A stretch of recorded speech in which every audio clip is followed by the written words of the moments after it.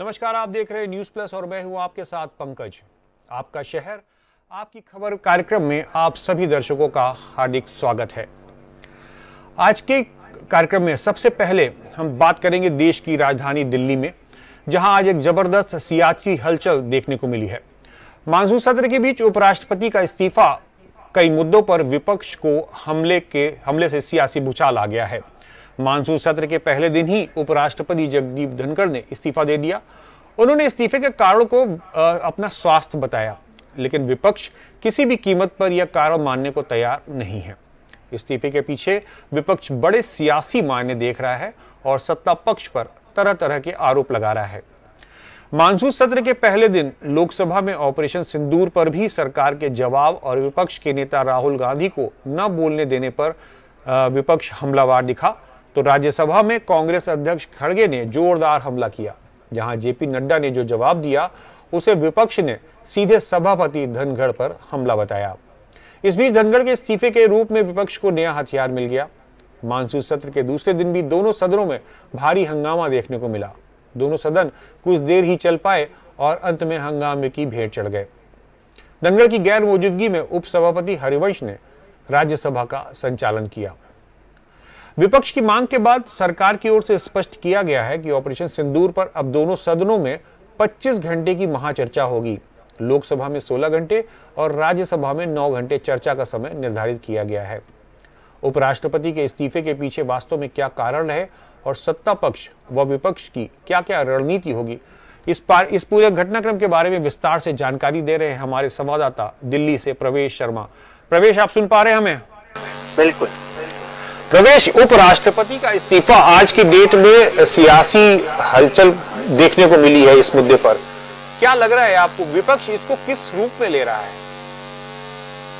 देखिए, मैं आपको बता दूं कि सदन को चले हुए 2 ही दिन हुए हैं और कल देर शाम लगभग 9:30 बजे के आसपास उपराष्ट्रपति धनखड़ ने जो है अचानक से अपने इस्तीफे की पेशकश कर दी, जिसको लेकर विपक्ष को एक मुद्दा हाथ लग गया। सबसे बड़ी बात यह है कि जितनी जल्दी ये घटनाक्रम बीता है उसको लेकर सबको एक संशय है वाकई में ही, क्योंकि मैं आपको बता दूं कि 9:30 बजे इस्तीफा दिया और सुबह लगभग 12 बजे के आसपास राष्ट्रपति ने उसको मान भी लिया। लेकिन सबसे बड़ी बात यह है कि इस पूरे घटनाक्रम में एक वीडियो वायरल हो रहा है सोशल मीडिया पर, जिसमें साफ तौर पर जगदीप धनखड़ की और जेपी नड्डा जी के बीच में कुछ बहस होते हुए दिखाई दे रही है। और उसमें ये बताया जा रहा है या एक कयास ये लगाए जा रहे हैं कि हो सकता है कि इसी नाराजगी के चलते जगदीप धनखड़ ने ये देर शाम इस्तीफा दिया है।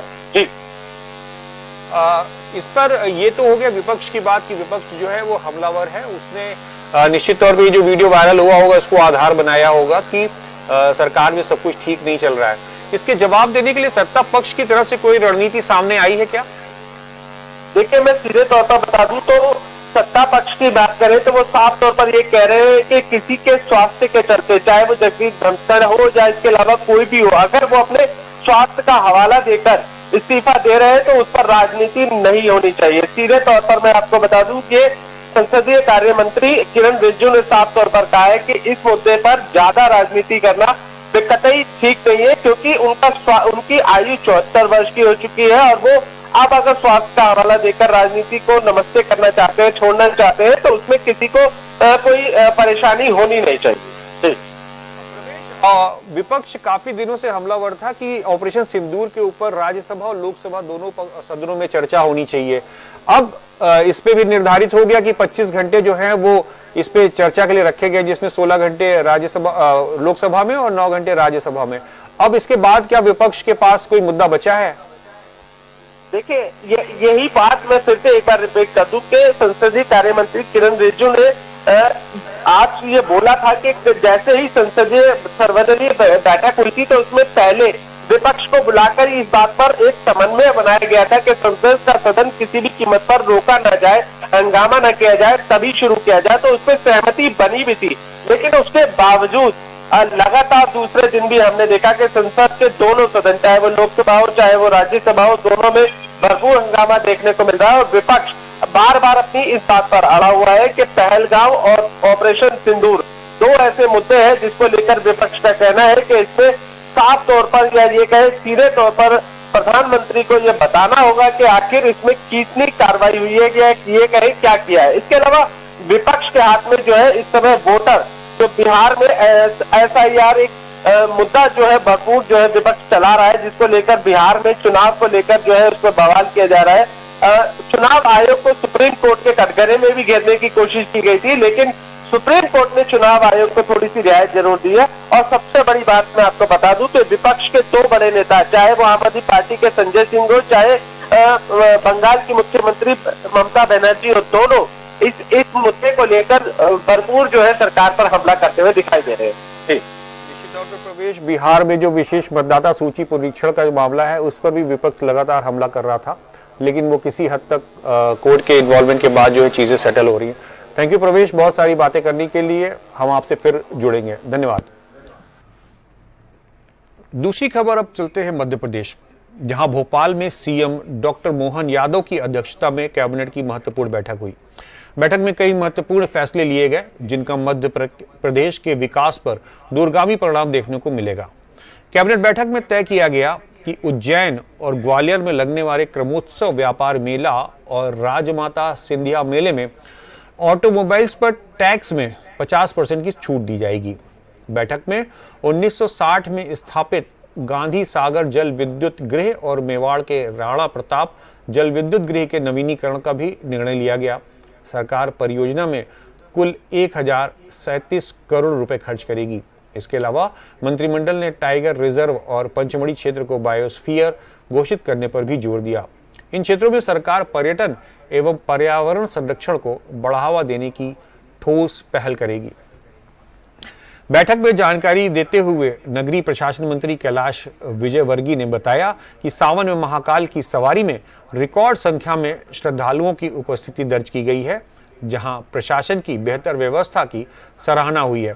बैठक में यह भी तय हुआ कि भविष्य में महाकाल यात्रा को पूरे देश में प्रतिष्ठित धार्मिक आयोजन बनाने का संकल्प लिया जाएगा। मुख्यमंत्री ने सभी मंत्रियों और प्रशासन को निर्देश दिए कि किसानों को बुआई के समय खाद की कोई कमी या कालाबाजारी न होने पाए। कैबिनेट बैठक में लिए गए फैसलों की विस्तार से जानकारी दिया गई है।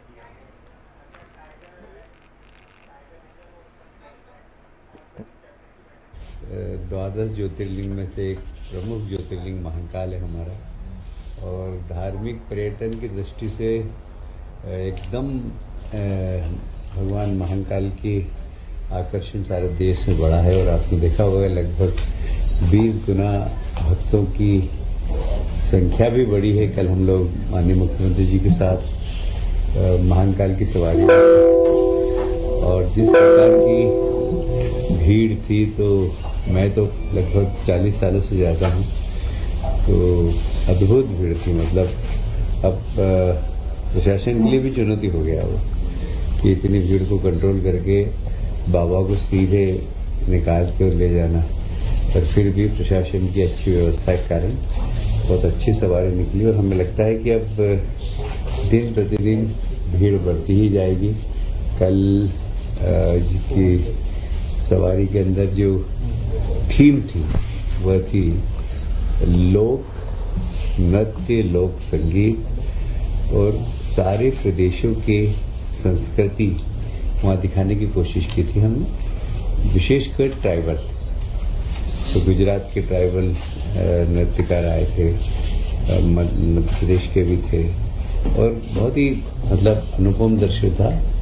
और जो आनंद है महाकाल की यात्रा का, वो जो मन को आह्लादित करता है, वो उसके शब्दों में व्याख्या नहीं की जा सकती। और इसलिए ये जो हमारा प्रदेश का एक बहुत बड़ा उत्सव, मुझे लगता है कि आने वाले समय में ये रथ यात्रा जैसे एक निकलती है और तिरुपति भगवान की यात्रा निकलती है, ऐसे हमारे यहाँ भी महाकाल की सवारी की प्रतिष्ठा ऐसी ही होने वाली। जिस प्रकार जनसंख्या बढ़ रही है, क्योंकि मैं तो 30-40 साल से जा रहा हूँ, और जिस तेजी से भक्तों का आना जाना वहाँ हो रहा है, और इसलिए हम सबके लिए एक चुनौती है कि यह सवारी अच्छी निकली और जो भी दर्शक आए वह यहाँ से प्रसन्न होकर जाए, ये हमारी कोशिश रहेगी।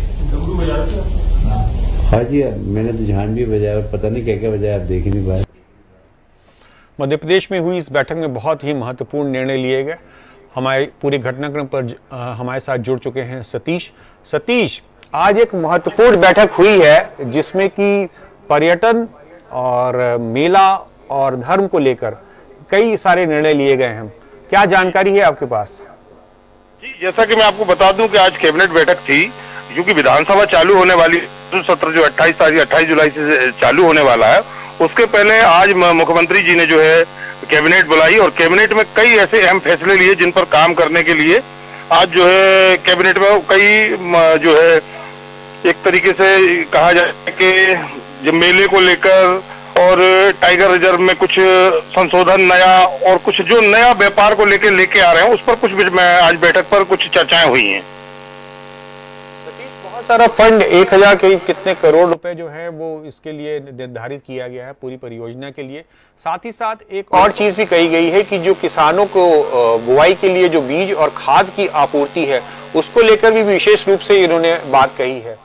इसमें क्या डेवलपमेंट देखने को मिलेगा आने वाले समय में? जी, जैसा कि मैं बता दूं कि मध्य प्रदेश में किसानों को जो अभी बीज की और खाद की जो आपूर्ति हो रही थी, जिसके चलते कई किसानों में रोष था और आए दिन जो है खबरें भी समाचारों में निकल रही थी, जिसको मुख्यमंत्री जी ने संज्ञान में लिया और इसका बजट कहीं ना कहीं बढ़ाया गया कि किसानों को जो है ज्यादा खाद उपलब्ध। जी, कुल मिला के जो ये धार्मिक आयोजन है, महाकाल को यात्रा पूरे देश में आयोजन करने का भी संकल्प लिया गया है। ये भी निश्चित तौर पर एक बड़ा फैसला लिया गया हो सरकार की तरफ से। बिल्कुल बिल्कुल। ठीक है सतीश जी, बहुत बहुत धन्यवाद। आप खबर पे नजर बनाए रखिए, हम फिर आपसे बात करेंगे। अब चलते हैं बिहार, जहां मतदाता सूची के विशेष पुनरीक्षण को लेकर बिहार विधानसभा में अंदर और बाहर विपक्ष ने जबरदस्त हंगामा किया। सुबह ही आरजेडी समेत पूरा विपक्ष काले कपड़े पहनकर विधानसभा के बाहर पहुंच गया और मुख्य द्वार के बाहर धरने पर बैठ गया। विधानसभा अध्यक्ष और सत्ता पक्ष के विधायक पहुंचे तो उनको अंदर जाने का रास्ता नहीं दिया गया। संपूर्ण विपक्ष मतदाता सूची पुनरीक्षण पर सदन के अंदर बहस कराने की मांग पर अड़ा था। मजबूरी में विधानसभा अध्यक्ष को सदन का ऐसा द्वार खोलना पड़ा जो सालों से नहीं खुला था। इस द्वार से सत्ता पक्ष के विधायक सदन के अंदर प्रवेश कर पाए। बाहर घंटों इंतजार के बाद विपक्षी विधायक अंदर पहुंच तो गए और वहां हंगामा करना शुरू कर दिया। विधानसभा अध्यक्ष ने उसको रोकने की कोशिश की तो वो तख्तियां लेकर वेल तक पहुंच गए। मार्शल्स ने उनको रोकने की कोशिश की तो वे उनसे भी भिड़ गए। सदन के अंदर धक्का मुक्की हुई। बाहर निकलकर आरजेडी प्रमुख तेजस्वी यादव ने कहा कि मतदाता सूची से लाखों नाम काटने का मुद्दा सदन में उठाते रहेंगे। जब तक सरकार इस पर जवाब नहीं देती उसका विरोध जारी रहेगा। आपको बता दें कि दिल्ली में भी विपक्ष ने सदन में मतदाता सूची के विशेष पुनरीक्षण का मुद्दा उठाकर इसका विरोध किया है। यह मुद्दा विपक्ष के लिए चुनाव में कितना मददगार होगा, इस विरोध के पीछे विपक्ष की क्या मंशा है, सत्ता पक्ष का इस मुद्दे पर क्या बैकफुट पर है, इन सभी सवालों की विस्तार से चर्चा करने के लिए हमारे साथ न्यूज रूम से जुड़ रहे हैं राजवीर सिंह जी। राजवीर सिंह जी, सुन पा रहे हैं आप हमको? जी राजवीर जी, ये जो मतदाता सूची में जो करेक्शन है, जो पुनरीक्षण हुआ है, उसके आधार पर इसका बहुत विपक्ष विरोध कर रहा है। निश्चित तौर पर कहीं उसको ऐसा लग रहा है कि उसके जो वोट हैं वो सरक रहे हैं, क्या ऐसा लग रहा है उसको? देखिए, निश्चित रूप से जो भी वोट इस पुनरीक्षण में कट गए हैं वो विपक्ष के हैं, आरजेडी के हैं, खासकर बिहार में। तो अब बिहार की राजनीति में ये मुद्दा सबसे बड़ा मुद्दा बन गया है और विपक्ष ये तो समझ गया है कि अब वो वोट कटने से नहीं रोक पाएगा, क्योंकि वो डेट खत्म हो रही है, पुनरीक्षण हो जाएगा, मतदाता सूची का प्रकाशन हो जाएगा और उसमें करीब तकरीबन 38 से 40 लाख वोट कट चुके होंगे। और ये निश्चित रूप से ये सारे वोट भाजपा के तो नहीं है, विपक्ष के हैं। तो अब विपक्ष ये चाहता है कि इस मुद्दे को उठाकर कितने अपने वोट को इकट्ठा कर लिया जाए जो इस वोट से प्रभावित हो रहा है, खासकर मुस्लिम तबका, खासकर दलित तबका। तो उसको जो बचा है उसको कितना इस मुद्दे को लेकर इकट्ठा कर लिया जाए और जो वोट बिखरने से इधर उधर बचा लें, इसको लेके विपक्ष इसमें लामबंद है। और ये पूरी लड़ाई इस बात की लड़ाई है कि जो वोट कटने थे वो तो कट जाएंगे, लेकिन जो वोट बचेंगे उनको इकट्ठा अपने पक्ष में कर लें। ये तो इस मामले में मान के चलें कि विपक्ष ये मान रहा है कि सरकार ने जो भी पुनरीक्षण किए हैं मतदाता सूची में वो एक नियत के तौर पर किया, जिससे कि जो है आने वाले चुनाव में उसका फायदा हो सके। ये आरोप विपक्ष सत्ता पक्ष पर लगा रहा है। तो क्या सत्ता पक्ष इस मुद्दे पर क्या बैकफुट पर है? नहीं, सत्ता पक्ष क्या, सत्ता पक्ष का तो कहना है, वो तो सत्ता पक्ष पे जब कोई बात आती है तो वो तो निर्वाचन आयोग को सारा बात डाल देती है कि निर्वाचन आयोग पुनरीक्षण करा रहा है, निर्वाचन आयोग मतदाता सूची सही कर रहा है, तो इनको क्या दिक्कत है। लेकिन विपक्ष को अब ये पता चल गया है कि वोट तो कट गए, उसको ये नहीं रोक सकते। तो जो वोट बचा है, जो इन वोटों के कटने वाला, जो प्रभावित होने वाला वोट है या जो परिवार है, उनको एक इकट्ठा करके विपक्ष चाहता है इस मुद्दे को ज्यादा से ज्यादा उठा के उन वोटों को अपने पक्ष में इकट्ठा करना। कुल मिला के ये जो मतदाता सूची में पुनरीक्षण है, ये आवश्यक था आपके हिसाब से? नहीं, आवश्यक तो हमेशा होता है किसी भी चुनाव से पहले, लेकिन इसकी एक टाइमिंग होती है। जिस तरह के चुनाव से 3 महीने पहले इसको शुरू किया गया और उन चीजों को इसमें शामिल किया गया, उन दस्तावेजों को, जिसके लिए आपको याद होगा सुप्रीम कोर्ट ने भी टोका था कि ये चीजें, आधार को ना आप नहीं मान रहे हैं तो आधार गवर्नमेंट का ही बनाया हुआ है।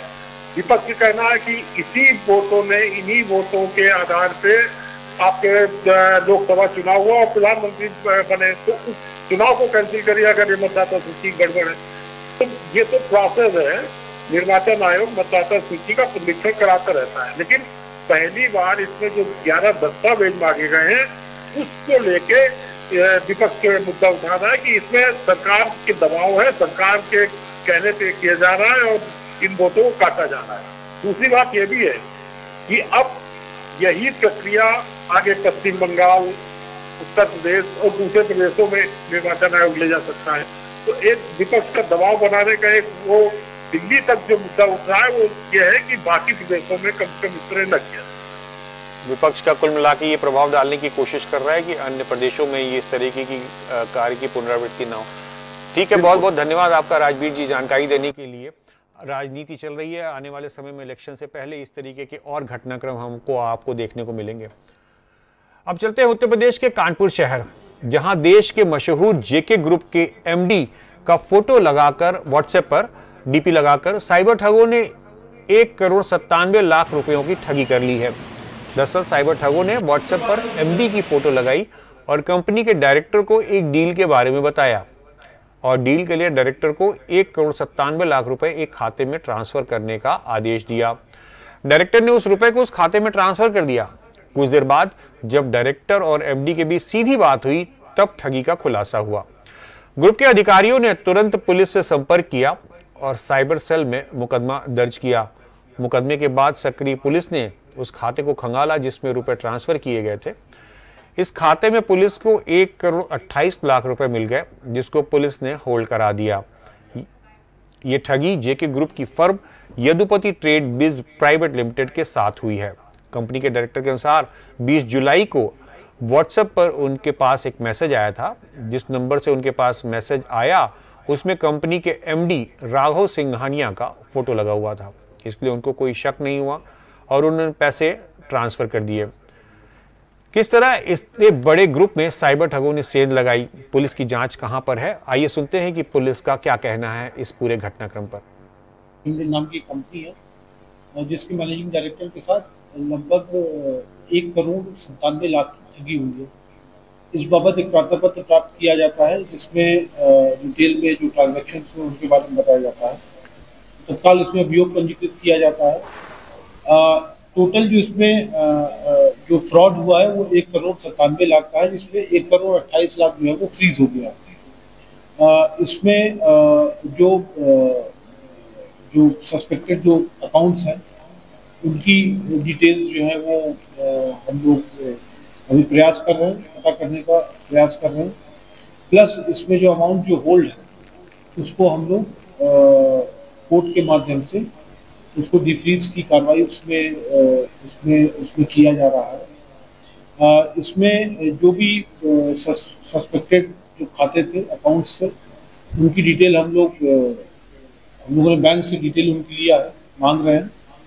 और जो ही हम लोगों को आगे की इंफॉर्मेशन मिलती है, जो बचा हुआ अमाउंट है उसको भी रिकवरी का प्रयास करेंगे। और जो भी इसमें लोग व्यक्ति शामिल हैं, जो भी अपराधी इसमें शामिल है, उनके विरुद्ध कठोर कार्रवाई की जाएगी। इस पूरे घटनाक्रम पर हमारे पत्रकार नौशाद हमारे साथ जुड़ चुके हैं। नौशाद, सुन पा रहे हैं आप हमको? जी नौशाद, ये बताइए कि हमने पुलिस की बाइट सुनी, पुलिस अधिकारी की बाइट सुनी, ये इतने बड़ा ग्रुप है जेके ग्रुप, साइबर ठगों की पहुंच वहां तक पहुंच गई। हेलो नौशाद जी, आपको बता दें जेके ग्रुप मशहूर देश में, उनके एमडी की फोटो लगाकर 1,97,00,000 रुपए की ठगी करी गई है। जब डायरेक्टर ने एमडी साहब से बात करी तो एमडी ने इस चीज को नकार दिया कि मैंने कुछ नहीं किया, पैसे की बात। बताइए कि पुलिस ने ये बताया कि जिस अकाउंट में ये पैसे ट्रांसफर हुए थे उसमें से 1,29,00,000 रुपए होल्ड करा दिए गए। इसका मतलब पुलिस को वो अकाउंट पता चल गया जिसमें साइबर ठगों ने वो अकाउंट ट्रांसफर किए, पैसे ट्रांसफर किए हैं। क्या पता चला वो अकाउंट किन लोगों का है और कहाँ का है? अभी इसकी जानकारी नहीं हो पा रही है, इसकी जानकारी करी जा रही है। और उस अकाउंट को होल्ड कर दिया गया। 1,28,00,000 रुपए, 1,28,00,000 रुपए उसमें मिले हैं, जिसमें कि उससे और भी जानकारी जुटाई जा रही है और साइबर ठगों को पकड़ने की पूरी कोशिश की जा रही है। उसकी जांच अभी चल रही है। आपके पुलिस अधिकारियों से कोई बात हुई, उन्होंने कुछ जानकारी दी कि कहाँ के साइबर ठग हो सकते हैं? ये अभी उन्होंने कुछ बताने के लिए मना किया है। अभी उन्होंने कहा है कि मेरे को मुकदमे आया है, मैं उसकी जांच कर रहा हूँ, उस अकाउंट की भी जांच कर रहा हूँ जिस अकाउंट में ट्रांसफर किया गया है। चलिए, बहुत बहुत धन्यवाद नौशाद बात करने के लिए। तो आप देख सकते हैं कि साइबर ठगों की पहुंच अब सिर्फ आम नागरिकों तक नहीं, एक बड़े ग्रुप के एमडी और डायरेक्टर तक पहुंच चुकी है। और मानना पड़ेगा कि वो कौन से ऐसा तरीका अपनाते हैं, कौन सी ऐसी तरकीब अपनाते हैं जिससे कि वो लोगों के साथ अपनी ठगी को अंजाम दे देते हैं। फिलहाल आपका शहर आपकी खबर में बस इतना ही। देश दुनिया की बाकी खबरों के लिए आप देखते रहिए न्यूज़ प्लस। आप बहुत खुश रहिए, प्रसन्न रहिए। नमस्कार।